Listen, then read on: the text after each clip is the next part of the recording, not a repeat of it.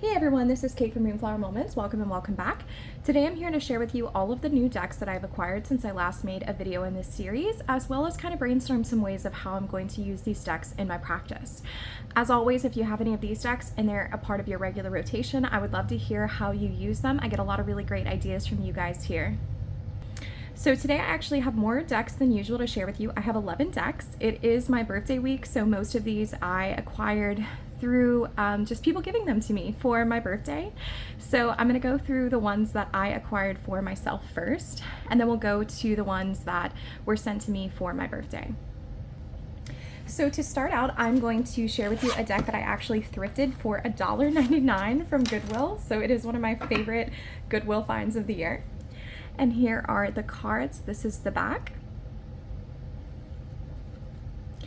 So the basic premise of this deck is essentially you have a title and you have like a big paragraph kind of giving you instructions on how to live a little bit more presently in your life. So I'm going to go through these cards super slowly in case you want to pause and read what the messages are, you're able to. So I've started including these cards into my weekly practices. So in my daily envelopes, which I'll leave a link in the description box below to that video in case you want to hear more about how I use daily envelopes for my daily draws.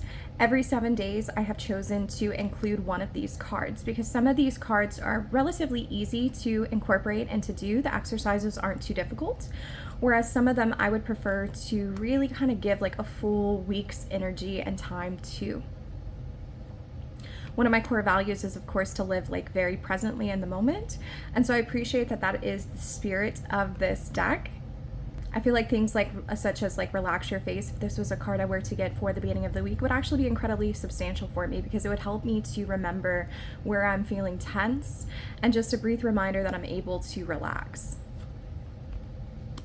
Crack a routine is one of them I'd want to give like a full 7-day period to because like I said, of course, if you're cracking a routine, it would take more than 1 day. So I like that this deck has cards that are a little bit more extensive, whereas they have some cards that are a little bit quicker. So you get kind of a mixture of different ways that you can live presently within your life. I already pulled one card pretty recently and worked with it, and it was to figure out where power resides in my body. So to take a deep breath and then just feel where in my body I feel the most powerful, which to me tends to be in my abdomen, specifically to my solar plexus. And the concept is that anytime we are being mistreated, we're supposed to remind ourselves that we have power inside of us and that we can retreat back to that place of power to help us to assert our boundaries. So I found that to be a very beneficial thing to start out with, and I look forward to using this deck more as I get to know it. So these are the backs once again. All right, the next deck I purchased for myself during this period is the Iris Oracle, and I actually fell in love with this deck off of Candy Soul and Soil's channel, so I'll leave a link in the description box to a walkthrough of this deck that she did. So currently I'm going through, I'm really kind of doing a lot of work within myself to address my inner child. I think for a long time, what I needed inner child work to be was shadow work. I really needed to address some kind of codependency issues that I had from that region of my life and that time of my life. And after months of pretty intense therapy and pretty intense work, I think I'm kind of seeing the other side of that. And so for the longest time, hopefully this isn't too TMI, but that's what we do here, I really couldn't remember a lot of the things that were very happy and joyful in my childhood. And now all of a sudden, I'm starting to kind of dip my toes back into the reclamation of the things that brought me joy as a child. I'm starting to remember those things. And so it's kind of a beautiful process to unravel and to get to know my inner child once again, because there were things that were joyful, there were things that brought her happiness, but I really haven't engaged with those things because for so long there was such a cloud that kind of hung over that. And so I wanted to purchase this deck because I thought it had a good blend of some of those more shadowy keywords as well as some of the ones that were a little bit more comfortable, say for example, such as Fire Mother. The art style in this deck particularly embraces that childlike quality, and the fact that we have this balance of the positive and the negative really does help to reassure me that like everything will be okay. You know, I love this card. I love this card too, Share Tenderness. I pulled that a few days ago. And to remind me that I'm still on that journey to reclaim that happiness and that joy, but it is definitely there, even though there are still the darker parts that are there as well. So this was the Iris Oracle. We have been doing pretty intensive work together already, and I'm really happy I brought her in this month. All right, and the third and last deck that I brought in for myself this month was the Oracle of the Hidden Worlds by Lucy Cavendish, artwork by Gilbert Williams. If you happen to know any other deck that is created by Gilbert Williams, I would really love to know, because I tried to look it up and I couldn't find anything, but I love this artwork. I've never seen this deck on TarotTube in my life, and I think partially it's because most of the cards are landscape, and then you do have some that are portrait. I've chosen to kind of separate them. I don't mind reading with like some landscape and some horizontal, but I've just chosen to kind of separate them on camera, so I'm not like kind of moving things back and forth. So the other day I went to my best friend's house and we were having a little bit of a birthday celebration for me, and we were watching The 13th Year, which is essentially a movie about a boy who, it's an old Disney original movie, a boy who when he turned 13 he started becoming a mermaid, and he had to seek assistance from like this little nerdy boy at his school, and it was just very sweet.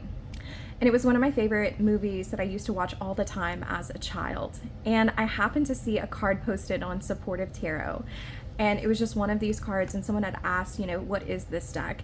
And the artwork of this reminded me so much of mermaids that I just really felt like I needed to purchase this deck. So it kind of seemed like it had come to me in that moment where I was kind of remembering that something that I used to do as a child is to play mermaid and to really spent a lot of time thinking about Atlantis and the sea and the ocean. So I think this is part of my reclamation of more of that Cancer sun. And I don't even know if there's a single mermaid in this deck by any means, right? It's more fantasy-esque. It's a little bit more like, I would say, cosmic in a lot of ways. But there's something really beautiful about this to where, like, when I look at this card, like, this screams mermaids to me. Like, mermaids would have no problem living here. I just feel like they would fit in. So I haven't used this one extensively yet, but I do know when I do use it, I think in both artwork as well as theme as well as purpose, I would like to use it with Mystical Dream Tarot. So Mystical Dream is what I use for some really deep, grief work. This is a very heavy deck for me, and so I feel like part of the story, part of the reclamation of my inner child is going to call on me doing some of that heavier grief work. And so I think in terms of purpose this really matches, but I think also in terms of like color scales this really matches too. I'm going to scoot this over so we're more in the middle. There we go. So I kind of knew when I purchased this deck what I was going to use it with, and even though I haven't tried this match quite yet, I think it is going to be one that works pretty exceptionally. The Green Man, Rising, Energy, Surge, and Fertility, and then 5 of Cups. I like that combination. We can see here Fairy, Energy, Growth, Expansion, of Flowering, and then the 2 of Wands. And then Oracle, we love a deck that has Oracle in it, and then Dream Angel. Yep. So not every one of the color scales is like perfect, but I definitely think that powerfully these two decks are meant to exist together.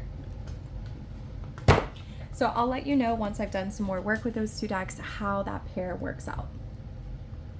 All right, the next 4 decks were sent to me for my birthday from a viewer with a very nice note that came that said happy birthday, as well as some like homemade pottery. So it was a really sweet gift to kick off my birthday month and birthday season, and I'm excited to have these new things to play with. So the first deck that was included in that care package, that bundle, that gift, is going to be the Supernova Tarot, and I'm absolutely thrilled to have received this deck because it's been on my wish list for so long. I first saw this deck on Marlena Teresa's channel. I think it was during the autumn.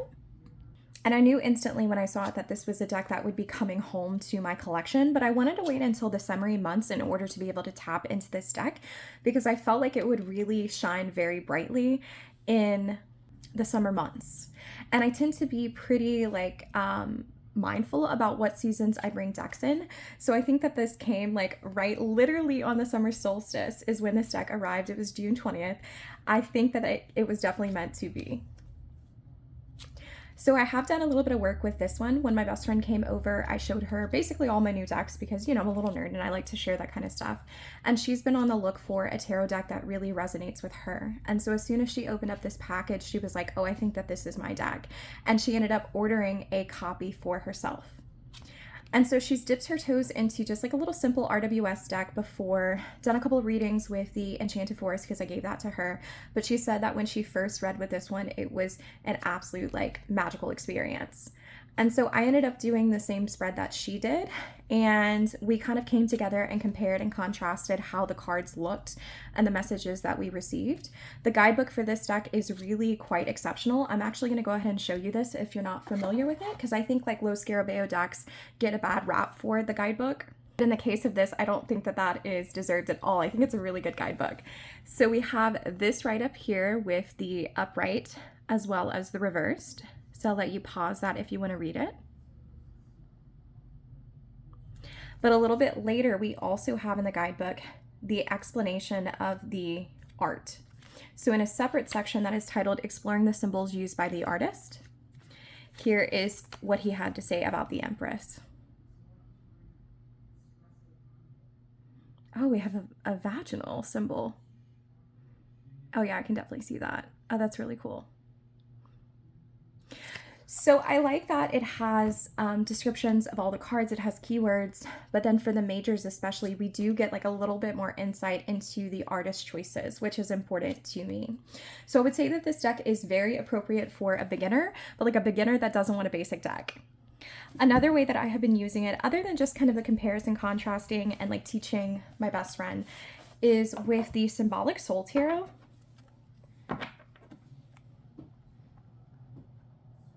So y'all know here that my favorite spread to really do is kind of like appearance versus reality.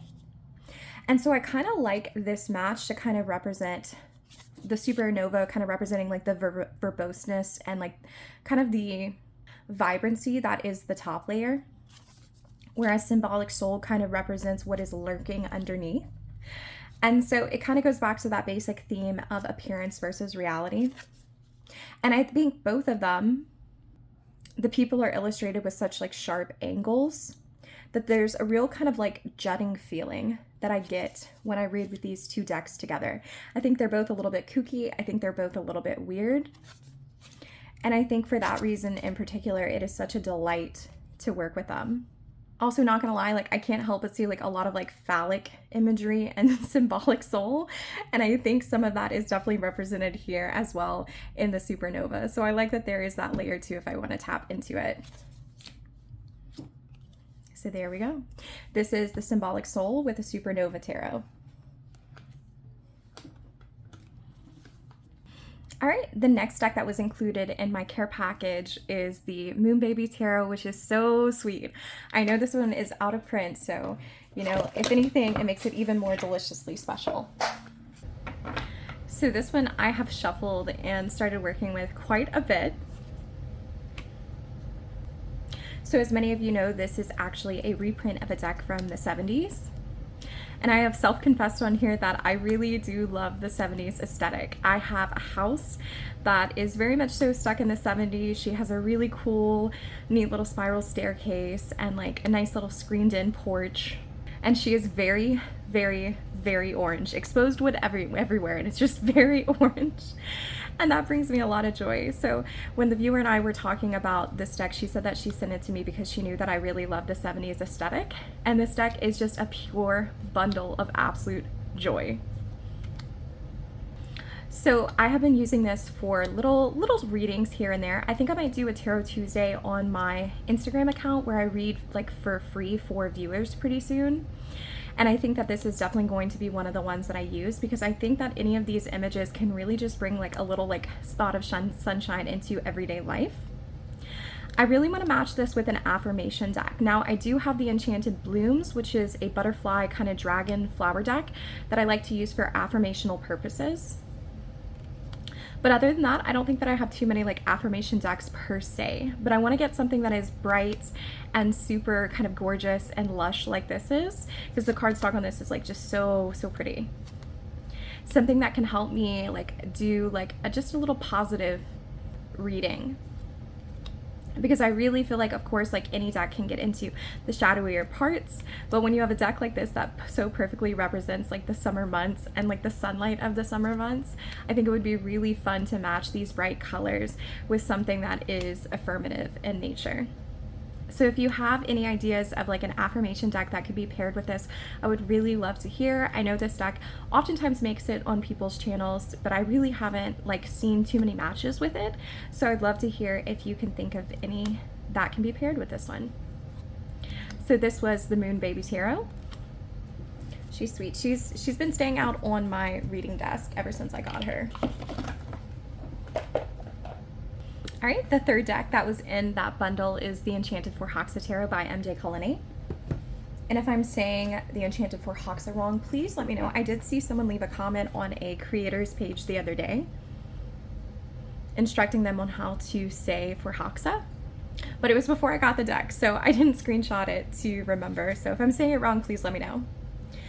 So I am in the middle of my Saturn return. My Saturn is in Aries, and it is the only fire placement in my chart, like I have said before. And so I'm really quite thankful that this deck has come into my life at the time that it has, because it really represents that feral queen of fire energy to me. It's a woman who is willing to stand up for what she believes. She's willing to set very hard boundaries. She recognizes that no is a complete sentence.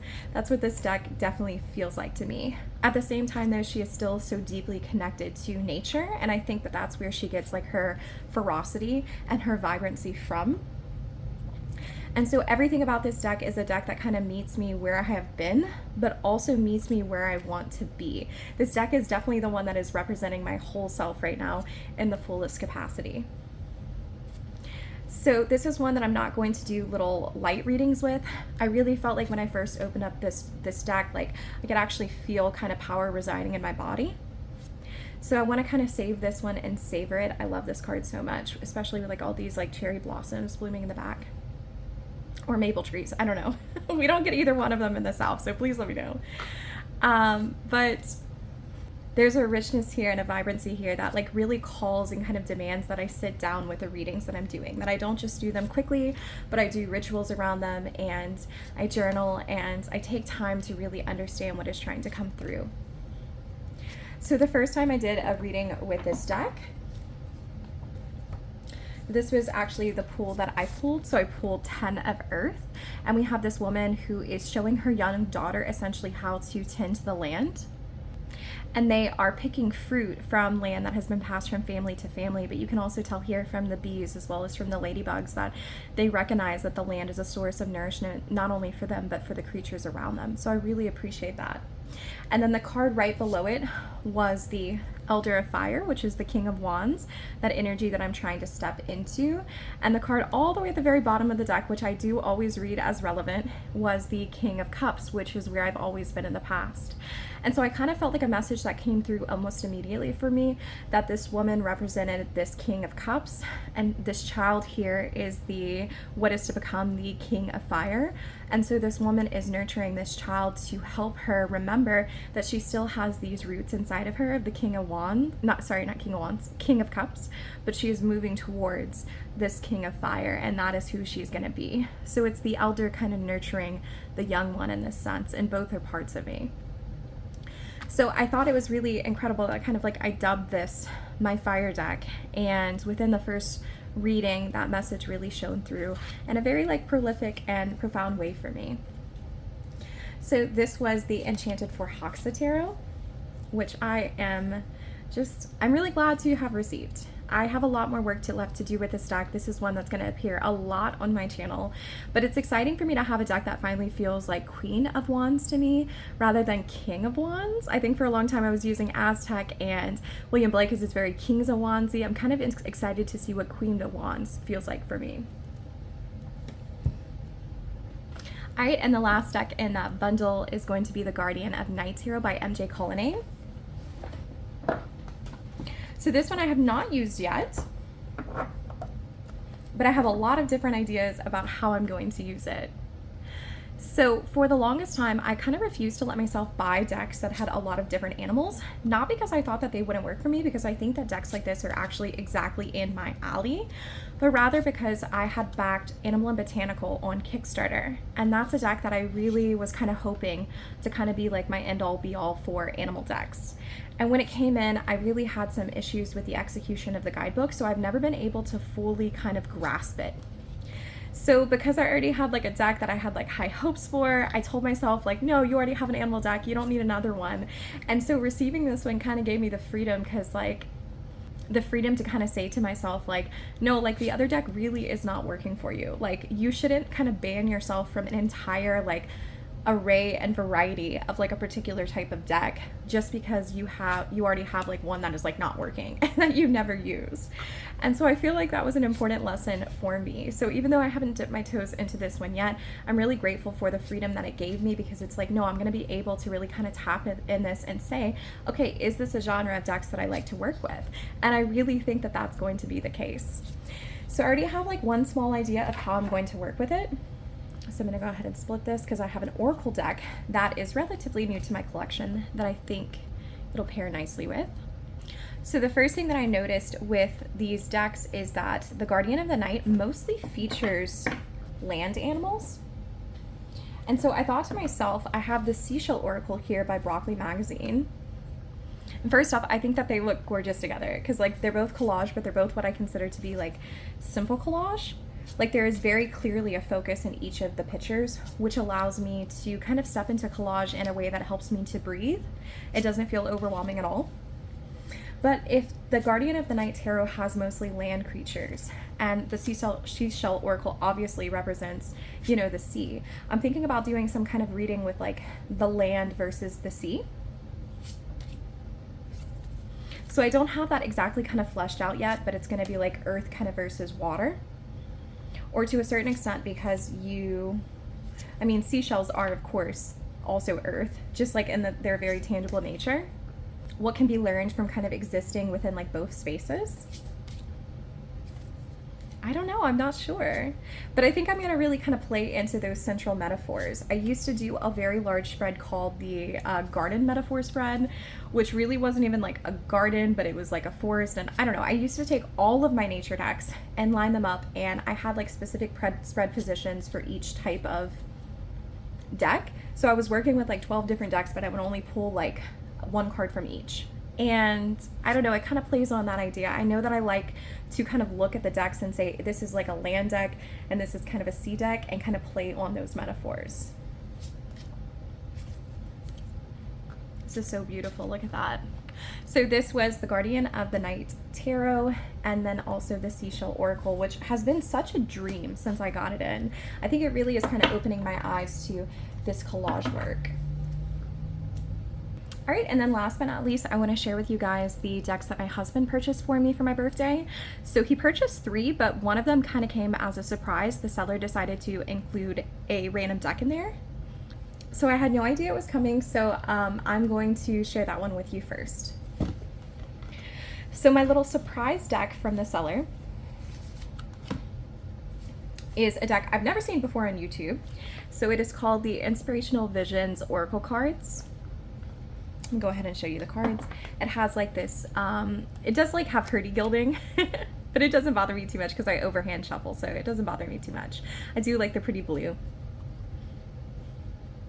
And I'm really kind of sinking into the idea that if a deck kind of came to me and I didn't know that it was coming, I had no idea it was coming, that it was kind of meant to be at this part of my life.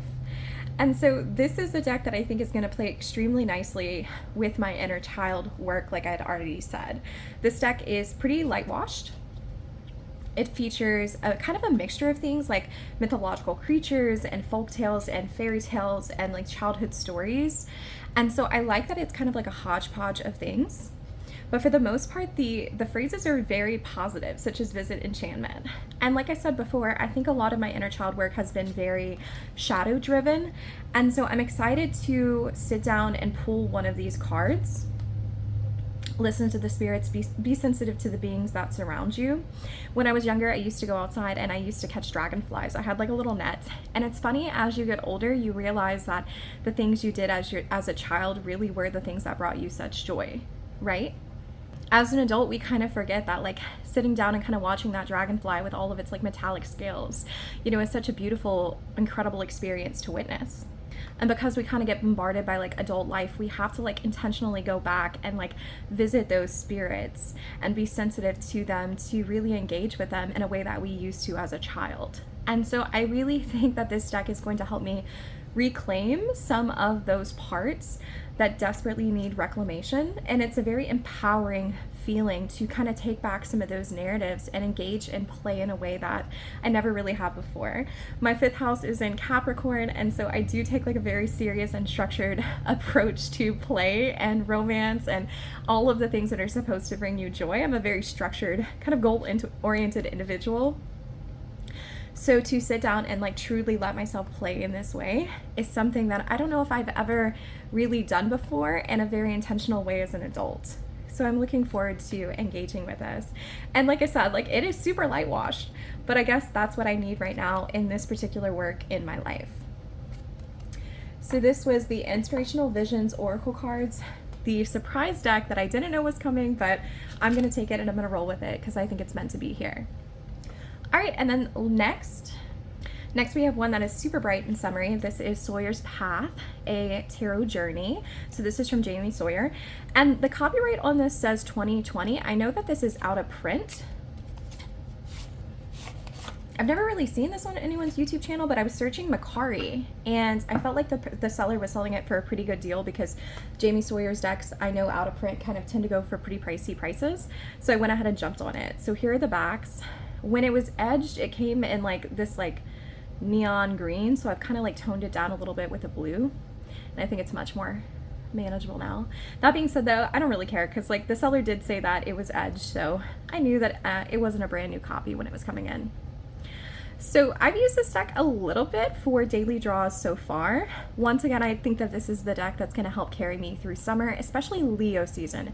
I'm really feeling like this is a deck that could be used for my daily draws with Leo, even though it doesn't come with any guidebook. I'm feeling like it, because like the characters feature so heavily, I like my daily draws to be like action oriented. And so since it's not really like a scenic deck in the sense of it has like a large background, the images really kind of focus on the characters. I don't think it'll be too much of a jump for me to, say for example, pull the Fool and think to myself, you know, this person looks like they're about to dance off a cliff. Why don't I take a dance class? And why did I say dance class? I guess because for me, I would feel very foolish doing that because I've never really been considered too much of a dancer. I don't know why my brain went there while on camera, but it is what it is. I don't know. She looks like she's about to dance, so we're going to go with that. And kind of like set my own instructions from the pool of like, what should I do that day? So this would be the Knight of Pentacles. I love the association of the oak tree with the Knight of Pentacles. That makes me very, very happy.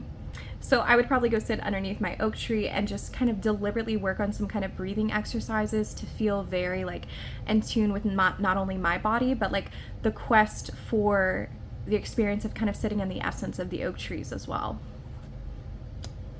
I don't know. I'm just kind of going on a tangent here. I don't know if I'm really talking too much about the deck, but she's fucking beautiful, y'all. Like, what the fuck? This is beautiful.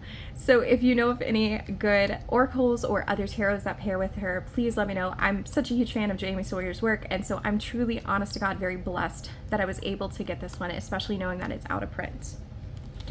So this was my edged copy of Sawyer's Path by Jamie Sawyer.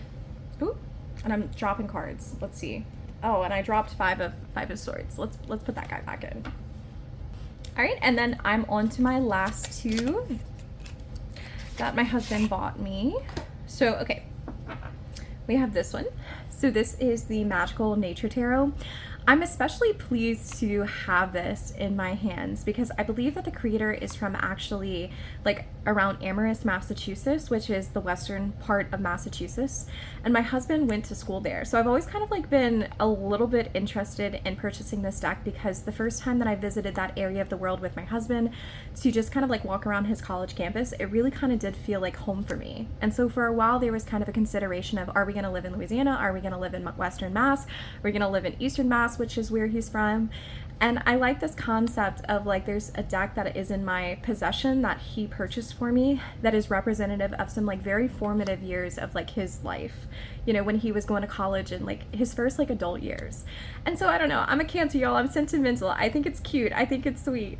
So other than that little personal story, I really love that this is once again what I consider to be like basic collage. I think I'm at this point where I'm kind of dipping my toes into it, but I don't want to get super overwhelmed. So something like this that has a core image is something that is really important to me. I hear that the creator actually has a guidebook listed on her website, so I would like to go take some time to look into that to see what other information I can glisten from this deck. But for the most part, I'm just really excited to get to use it. I haven't started using it yet, but once I pair it with other decks and read the guidebook, I think I'll have a better idea of where it's going to fit. So the other and the last deck that my husband bought me is going to be the Illuminated Earth Oracle. And this one actually came with this deck. It was being sold as a bundle.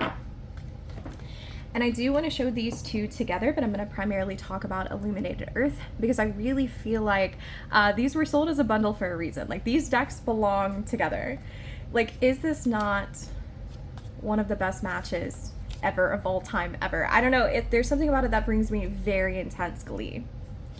So when I was in college, I decided that I was going to take a couple of geology classes, and I was like in my junior year of college, I was almost finished with my education degree, and I told myself that I was so pissed off that I had never taken a geology class or an environmental science class before, because as soon as I started learning about geology, I really wanted to start studying more of it. I oftentimes joke, because I do teach English, that I miss my calling and I should have been like a science teacher, and that's always something that I can go back and do in the future. It's not that big of a deal. But there's really something about these two decks together that reminds me of geology. It reminds me of rocks. It reminds me of cliff faces, of mountains, of just like hard stone. And the Illuminated Earth in particular, I think a lot of the keywords are very geology based. Oh, look at that match. I love that. And they do feature like a lot of rocks, such as, for example, this glacier. And so even though I don't live like in rocky terrain, this is definitely a pairing of decks that I could see myself bringing when I visit the mountains or go on vacation of that kind of sort. Because I really feel like, even though this is not like a practical everyday use, like I said, I'm kind of planning to use it on a vacation, which I don't go on vacations but like once every 2 years. So it is what it is. But eventually I want to sit in front of a rock face and read for the rock face and say to myself, you know, what am I here to learn from these rocks?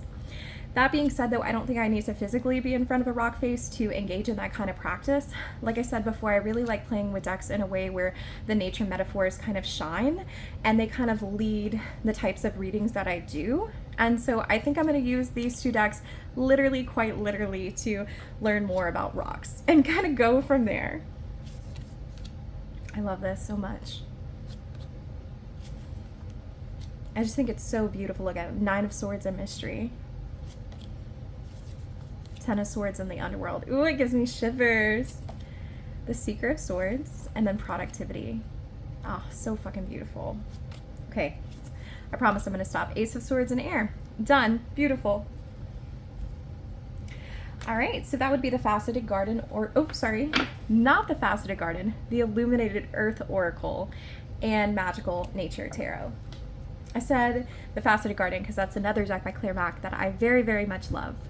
So with that being said, these are all of my new deck acquisitions. I do anticipate a couple more coming in because my best friend just told me today that I have a couple of packages coming in, and I'm 90% one of them is an Oracle deck. So I'll probably show those later on as I get them. But for the most part, I'm just sitting here with gratitude and kind of just really sitting in my blessings to know that I have so much of a cornucopia of things to really enjoy this summer and play with and get to know, and just kind of engaging in a playful way within my practice.